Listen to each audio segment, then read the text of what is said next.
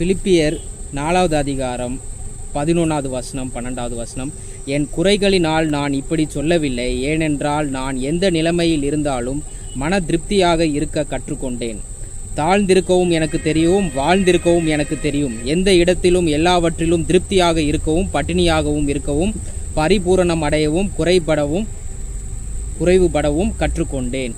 So Pavul சொல்கிறாரு, என்னுடைய மினிஸ்ட்ரியில் நீங்கள் ஆரம்பத்தில் விசாரிக்கணும்னு நினச்சிங்க என்னை பற்றி. பிலிப்பியர் மக்கள்கிட்ட நீங்கள் என்னை பற்றி விசாரிக்கணும்னு நினச்சிங்க. எனக்கு என்னுடைய ஊழியத்தில் பண விஷயத்துலேயும் சப்போர்ட்லேயும் நீங்கள் ஹெல்ப் பண்ணணும்னு நினச்சிங்க.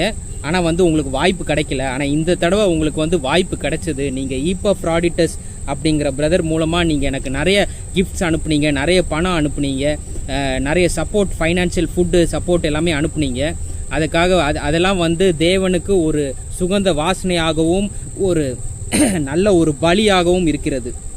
இதே மாதிரி தான் நம்மளும் யாரெல்லாம் ஊழியம் சின்சியராக பண்ணுறாங்களோ, ஜீசஸ் மேலே உள்ள அன்பில் யார் பண்ணுறாங்களோ, யாரெல்லாம் அவங்களுக்கெல்லாம் ஒரு பண கஷ்டம் இருக்குது, இல்லை சாப்பாடு கஷ்டம் இருந்ததுன்னா அவங்களுக்கு நம்ம உதவி செஞ்சால் நம்மளே நம்ம அந்த ஊழியம் செய்கிற மாதிரி ஜீசஸ் கூட நமக்கு மத்தேயு சொல்லியிருக்காரு.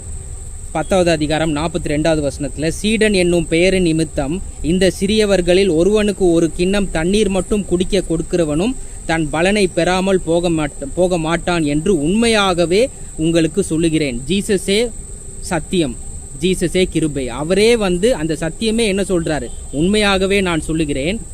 ஒரு சீடனுக்கு நீ ஒரு கிளாஸ் தண்ணி கொடுத்தா கூட அதோடைய பலன் உண்மையாகவே உங்களுக்கு கிடைக்கும் அப்படின்னு சொல்லிட்டு ஜீசஸ் சொல்றாரு. ஸோ கண்டிப்பாக உண்மையாக ஊழியம் செய்கிறவங்களுக்கு நம்மளுடைய ஃபுல் சப்போர்ட் நம்ம கொடுக்கணும். பவுல் ஆனால் சொல்றாரு, சில நேரங்களில் எனக்கு பணம் கஷ்டமாக இருக்கும், சாப்பாடு கஷ்டமாக இருக்கும். ஆனால் நான் தாழ்ந்த சுச்சுவேஷனில் இருந்தாலும் சரி, எந்த சுச்சுவேஷனில் இருந்தாலும் சரி, கர்த்தருடைய துதிகள் நான் எக்காரணத்துக்கும் நிப்பாட்ட மாட்டேன். கர்த்தருக்கு ஊழியமும் நான் செய்யாமல் இருக்க மாட்டேன்.